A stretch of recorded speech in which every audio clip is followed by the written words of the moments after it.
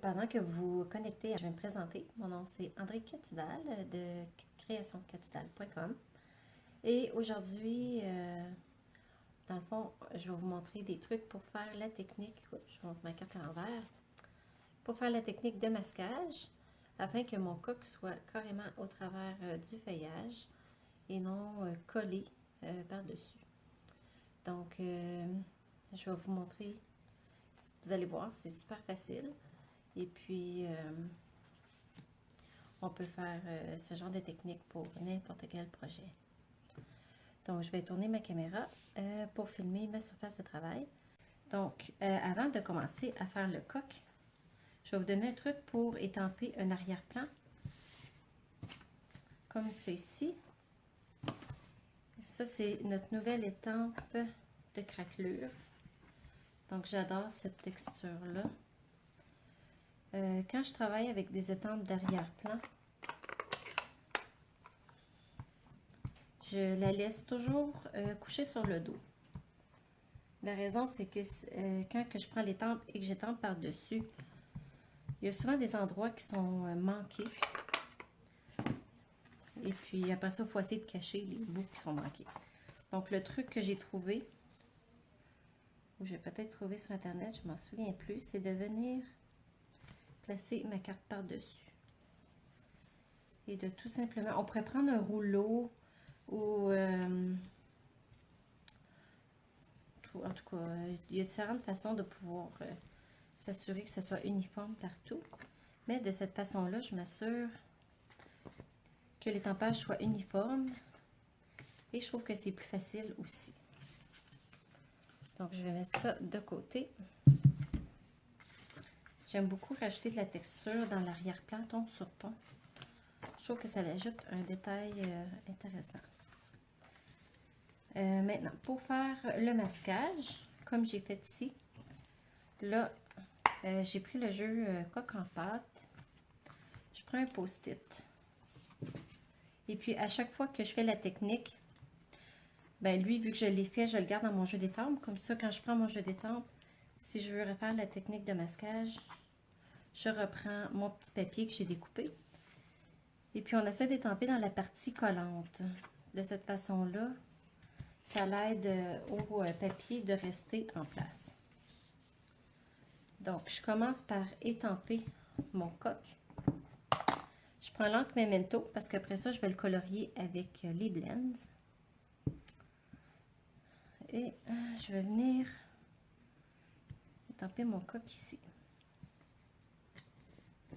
Donc, allô Carole. Donc, si vous m'entendez pas bien, si vous voulez que je parle plus fort, n'hésitez pas à me le dire. Je vous surveille sur mon ordinateur à côté. Donc, gênez-vous pas. Je vous surveille du coin de l'œil. Donc, maintenant, j'ai étampé mon coq. Je m'en viens mettre mon petit papier par-dessus. Et là, je peux venir faire mon feuillage. Et puis ça, ce qui est le fun avec cette technique-là, c'est qu'on peut l'utiliser pour faire n'importe quoi.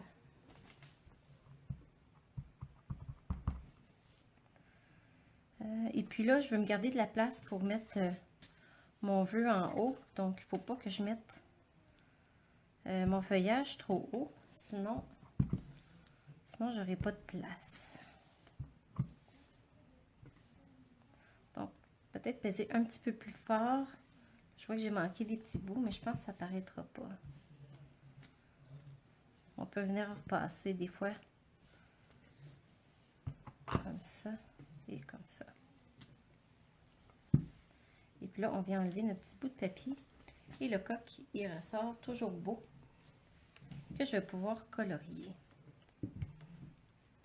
Je mets ça là. Je vais venir étamper mon vœu tout de suite. Donc, profite des moments simples. Donc, encore là, c'est une carte qui peut être faite pour diverses occasions. Pardon. Je vais mettre ça là. Donc, si vous avez des questions, n'hésitez pas, ça me fera plaisir de vous répondre.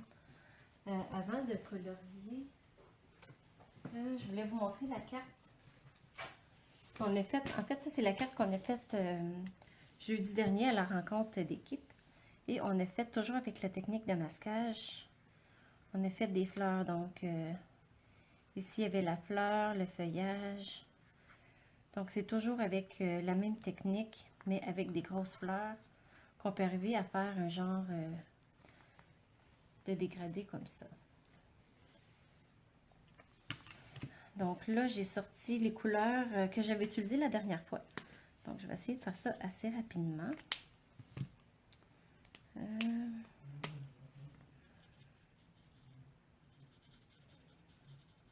Puisque les coques, j'ai réalisé que dans le fond, ils ont des belles couleurs. Puis on peut vraiment s'amuser à le colorier vraiment de toutes sortes de façons.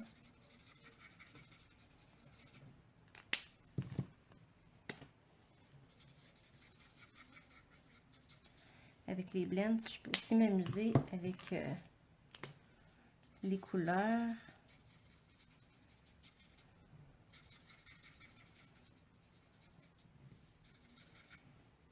Je suis en même temps mon modèle à côté. Comme ça.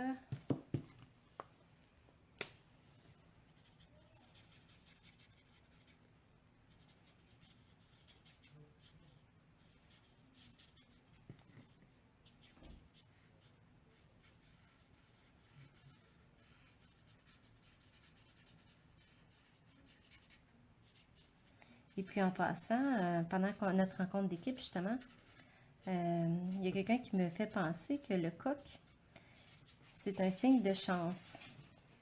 Donc, si vous demandez à quoi ça sert un coq, ben, étant donné que c'est un signe de chance, ben, ça nous donne une meilleure idée dans quelles occasions qu'on pourrait l'offrir.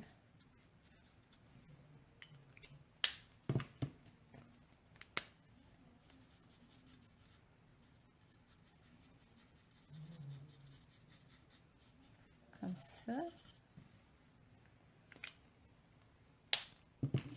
Là, j'ai pas mon Wing Stella sous la main, mais il me resterait juste à venir mettre du brillant dans la queue. Ça ferait vraiment, vraiment joli. Donc, on voit comme avec les blends, comment les couleurs se mélangent entre elles. Ça fait vraiment, vraiment joli. Puis, vous voyez en même temps, cette carte-là est quand même assez rapide. À faire.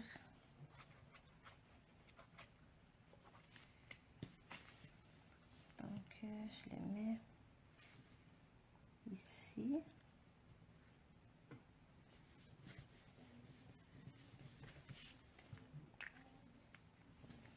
Et je vais venir passer mon petit ruban qui est ici.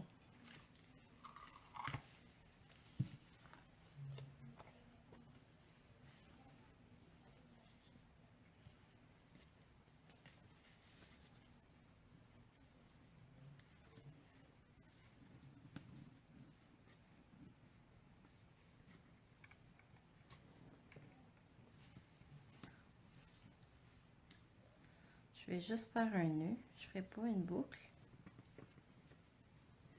Comme ça.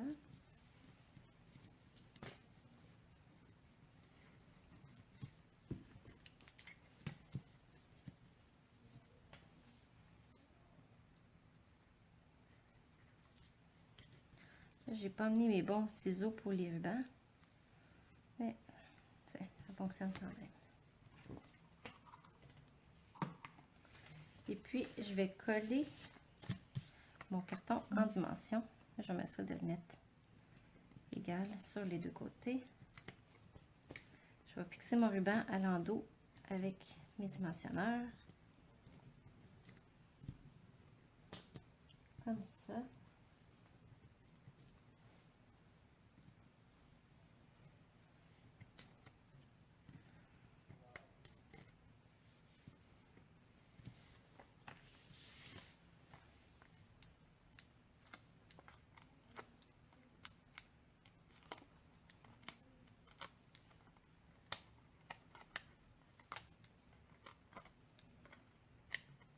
En passant, les filles, merci d'être là ce soir.